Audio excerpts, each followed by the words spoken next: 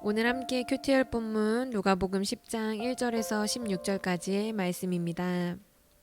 그 후에 주께서 따로 70인을 세우사 친히 가시려는 각 동네와 각 지역으로 둘씩 앞서 보내시며 이르시되 추수할 것은 많되 일꾼이 적으니 그러므로 추수하는 주인에게 청하여 추수할 일꾼들을 보내주소서 하라. 갈지어다 내가 너희를 보냄이 어린 양을 이리 가운데로 보냄과 같도다. 전대나 배낭이나 신발을 가지지 말며 길에서 아무에게도 문안하지 말며 어느 집에 들어가든지 먼저 말하되 이 집이 평안할지어다 하라. 만일 평안을 받을 사람이 거기 있으면 너희의 평안이 그에게 머물 것이요 그렇지 않으면 너희에게로 돌아오리라. 그 집에 유하며 주는 것을 먹고 마시라. 일꾼이 그 삭을 받는 것이 마땅하니라. 이 집에서 저 집으로 옮기지 말라. 어느 동네에 들어가든지 너희를 영접하거든 너희 앞에 차려놓는 것을 먹고 거기 있는 병자들을 고치고 또 말하기를 하나님의 나라가 너희에게 가까이 왔다 하라. 어느 동네에 들어가든지 너희를 영접하지 아니하거든 그 거리로 나와서 말하되 너희 동네에서 우리 발에 묻은 먼지도 너희에게 떨어버리노라. 그러나 하나님의 나라가 가까이 온 줄을 알라 하라. 내가 너희에게 말하노니 그날에 소돔이 그 동네보다 견디기 쉬우리라.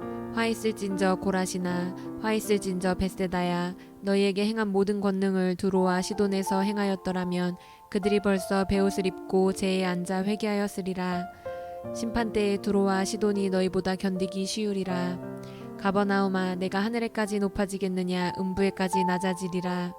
너희 말을 듣는 자는 곧 내 말을 듣는 것이요 너희를 저버리는 자는 곧 나를 저버리는 것이요 나를 저버리는 자는 나 보내신 이를 저버리는 것이라 하시니라. 아멘. 우리가 어제 본문을 통해 나눈 것처럼 예수님은 갈릴리 사역을 마치시고 이제 예루살렘을 향해 출발하기로 결심하셨습니다. 왜냐하면 십자가의 죽음과 부활 그리고 승천을 통해서 제자들에게 성령을 보내주시려는 하나님의 뜻을 이루기 위해서였습니다. 예수님은 6개월 후면 이제 십자가에 달려 죽으실 것을 스스로 아셨기 때문에 예루살렘을 향해 가는 여정 중에 하나님 나라의 복음을 되도록 많은 곳에 선포하기를 원하셨습니다. 오늘 본문은 그런 의중을 품으시고 예수님께서 70인을 선발하여 그들을 전도단으로 파송하시는 장면을 다루고 있습니다. 되도록 많은 사람들에게 하나님 나라를 선포하셔야 했기 때문에 70인을 세우시고 그들을 통해 하나님 나라를 선포하려고 하신 겁니다. 우리 1절 말씀입니다. 그 후에 주께서 따로 70인을 세우사 친히 가시려는 각 동네와 각 지역으로 둘씩 앞서 보내시며. 그런데 왜 하필 70인일까요? 이것은 70인이 상징하는 의미가 있기 때문입니다. 창세기 10장을 보면 온 세계를 70개의 민족으로 나누고 있는 것을 보게 됩니다. 그렇다면 70인을 따로 세우고 하나님 나라 복음을 선포하게 하신 이유는 세계 열방에 곧 하나님의 나라가 전파될 것을 예표하기 위함이었습니다. 그리고 70인을 둘씩 모아 파송하신 이유는 첫째, 서로 협력하고 격려하여 복음을 잘 전할 수 있도록 하기 위함이었고요. 둘째는 당시에 두세 사람의 증언이 법정에서 효력을 발휘했기 때문에 전도자들이 복음을 증거할 때에 사람들의 신뢰를 얻도록 하기 위해 둘씩 묶어 파송하신 겁니다. 그리고 누가복음 9장 1절과 6절에서 우리가 살펴본 것처럼 갈릴리 전도를 위해 제자들을 파송했을 때와 마찬가지로 예수님은 70인에게 귀신을 제어하고 병 고치는 능력과 권세를 이미 주시고 그리고 그때와 마찬가지의 지침사항을 주시면서 그들을 파송하십니다. 우리 4절 말씀입니다. 전대나 배낭이나 신발을 가지지 말며 길에서 아무에게도 문안하지 말며. 예수님은 4절과 같은 지침사항을 주셨습니다. 그들은 아무것도 준비하지 말고 즉시 전도사역을 위해 출발해야 했습니다. 왜 아무것도 가지지 말라고 하셨을까요?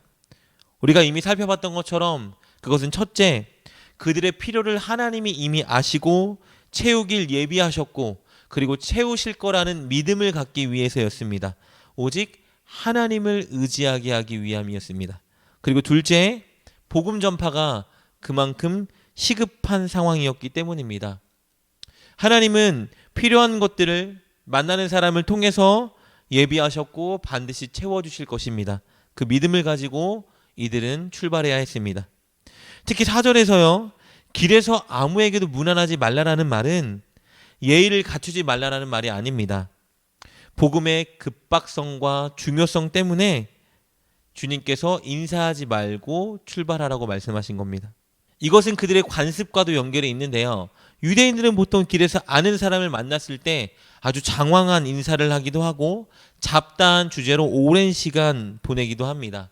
그런데 지금 이 전도 사역이 너무 긴급하고 중요한 일이었기 때문에 예수님은 길에서 인사하는 것을 금지시키고 복음 전파를 위해 속히 나아가라고 말씀하신 겁니다. 이것에 의해 또 주어진 지침사항은요. 그들은 전도를 위해 어느 집에 들어가든지 먼저 평안을 선포하라는 지침이었습니다. 우리 5절 말씀입니다. 어느 집에 들어가든지 먼저 말하되 이 집이 평안할지어다 하라. 당시에 평안하라 라는 인사는 유대인들이 즐겨 쓰는 일상의 인사였습니다. 그러나 이 인사에는 또한 의도를 가지고 있었습니다. 하나님 나라의 복음은 진정한 평안을 가져다 주기 때문에 그들에게 진짜 평안이 왔다는 것을 선포하라는 의도로 이렇게 평안을 선포하라고 말씀하신 겁니다. 누구든지 그들이 전하는 이 복음을 듣고 예수님을 믿는 자에게는 하나님과 온전한 관계가 회복되어 진정한 평안이 그들에게 임할 것을 선언하는 것입니다. 그러나 이 평안은 그들이 전하는 복음을 받는 자, 믿는 자에게만 임하는 것입니다. 우리 8절과 9절 말씀 보겠습니다. 어느 동네에 들어가든지 너희를 영접하거든 너희 앞에 차려놓은 것을 먹고 거기에 있는 병자들을 고치고 또 말하기를 하나님의 나라가 너희에게 가까이 왔다 하라. 그들을 영접하고 그들의 복음을 듣는 자들에게 하나님의 나라가 이미 왔다 하라고 하십니다. 여기서 하나님의 나라가 가까이 왔다라는 말은요. 하나님의 나라가 아직 오지 않았고 저 먼 반치에 가까이 있다라는 것을 의미하는 것이 아니고요. 이미 임하기 시작했다라는 말을 의미합니다. 그러나 반대로 그들이 전하는 복음을 거절하는 자들에게는 심판이 임할 것입니다. 10절부터 16절까지는요. 그들의 복음을 영접하지 않는 자 그리고 그 마을에 임할 하나님의 심판을 경고하고 있습니다. 그런데 이렇게 반대하는 자가 있다라는 것은 제자들의 전도 사역이 그렇게 호락호락하지만은 않을 것이다 라는 걸 보여주는 것이겠죠. 그들에게는 배척이 반드시 기다리고 있습니다. 우리가 어제 살펴본 본문 누가복음 9장 57절 58절을 보면 예수님께 스스로 자원하여 따르겠다고 결단한 사람에게 예수님이 말씀하셨습니다. 예수님은 배척당할 것이고 그리고 예수님을 따르는 자도 배척당할 것인데 그럼에도 불구하고 예수님을 따르겠냐고 물으셨었죠. 지금 마찬가지로 하나님의 나라를 선포하기 위해 파송하는 이 70인에게도 배척이 당연히 기다릴 것입니다. 그래서 전도단은 반드시 한 가지 사실을 명심해야 합니다. 그것은 2절의 말씀인데요. 이것은 그들에게 주신 지침사항이기도 했지만 그들이 꼭 붙들어야 되는 힘이 되는 말씀이기도 합니다. 2절입니다. 이르시되 추수할 것은 많되 일꾼이 적으니 그러므로 추수하는 주인에게 청하여 추수할 일꾼들을 보내주소서 하라. 전도단은 그들과 함께 추수할 일꾼들을 추수하는 주인에게 더 보내달라고 간구해야 합니다. 그런데 여러분 여기서 추수할 주인은 누구일까요? 바로 하나님이십니다. 추수하게 될 알곡과 쭉정이를 거르시는 분, 추수할 일꾼들을 보내주시는 분, 추수의 결과도 만들어내시는 분, 바로 주인 하나님이라는 거예요. 하나님께서 추수의 모든 과정을 다 주관하신다는 의미를 가지고 있습니다. 즉 전도자가 파송되고 복음이 전파되는 모든 과정이 하나님의 주권과 계획과 통제하에 있다라는 걸 말해주는 대목입니다. 그렇다면 전도하는 과정이 어렵다 하여도 설령 배척받는 일이 발생한다 하여도 모든 것을 주관하고 계시는 분이 하나님이기 때문에 하나님을 의지하고 하나님께 간구하고 끝까지 복음을 전해야 하는 것입니다. 그럴 때 하나님이 도우시고 예비하시고 하나님의 뜻을 이루실 것입니다. 하나님은 사실 모든 것을 홀로 하실 수 있는 분이지만 이렇게 우리의 기도와 우리의 수고를 요구하십니다. 왜냐하면 우리와의 협력을 통해서 추수의 기쁨, 그 영광을 우리에게 맛보게 해주시길 원하시기 때문입니다. 사랑하는 여러분, 하나님이 동일하게 우리를 전도단으로 파송하셨습니다. 사실 이미 가정의, 학교의, 직장의, 삶의 모든 영역에 우리를 출소할 전도단으로 파송하셨습니다. 그렇다면 우리가 해야 되는 일은 이 전도의 긴급성과 중요성을 인식하고 하나님 나라를 전파하는 일입니다. 지체하면 안 됩니다. 포기해도 안 되겠죠. 거절당한다 하여도, 이 일이 어렵다 하여도 하나님의 주권, 하나님의 도움을 의지하고 하나님께 간구하며 우리는 영혼 전도를 위해 힘써야 합니다. 2022년도에 꼭 가정에서, 직장에서, 여러분 삶의 모든 영역에서 여러분이 추수꾼이 되었으면 좋겠습니다.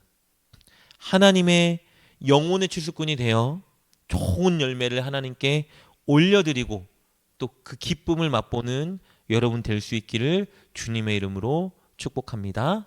기도하겠습니다. 하나님, 우리를 영혼들을 출소할 일꾼으로 불러주시고 이미 필요한 모든 능력을 주시어 영혼 구원의 기쁨과 영광을 누릴 수 있는 기회를 주시니 감사합니다. 올해는 주저하지 말고 꼭 가정에, 직장에, 삶의 현장에 안 믿는 자들에게 복음을 전하고 그들을 주님께 인도하는 열매를 맺게 하여 주옵소서. 예수님의 이름으로 기도드립니다. 아멘. 오늘 말씀을 통해 깨닫고 결단한 것은 무엇입니까?